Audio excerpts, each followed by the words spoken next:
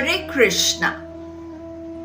An amazing story of a king who invited some Brahmins to his palace for feast.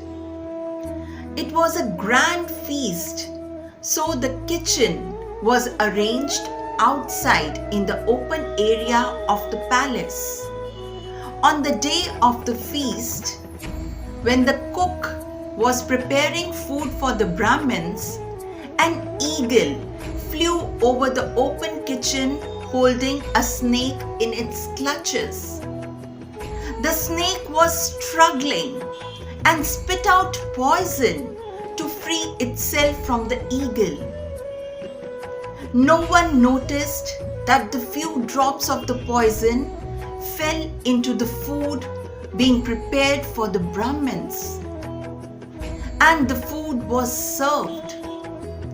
All the Brahmins who ate that poisonous food died on the spot.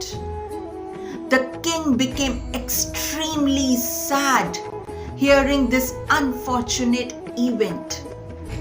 The Yamraj couldn't decide that the sin of Brahman's death should be added in whose account. The king, who was not aware that the food was poisonous, or the chef, who was also not aware that the food he was preparing became poisonous, or the eagle who flew over the open kitchen holding the snake, or the snake who spit out the poison in self-defense. So for few days, the case remained pending in Yamraj's file. After few days, some Brahmins came to meet the king. On the way, they asked a lady the way to the palace. The lady told them the way, but at the same time said, "Be careful while going there." The king of that kingdom killed the Brahmins like you by serving them the poisonous food.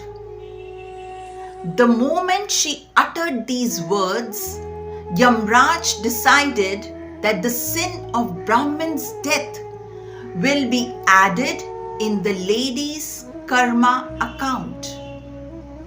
The Yamraj's assistant got confused and asked, "Oh Lord, the lady had nothing to do with the Brahman's death. Then why?" The Yamraj replied that when someone sins, he gets a great joy in it. But the death of the Brahmins didn't bring joy to the king, nor to the chef, nor to the eagle, and not to the snake. But this lady got pleasure by telling about that sinful act.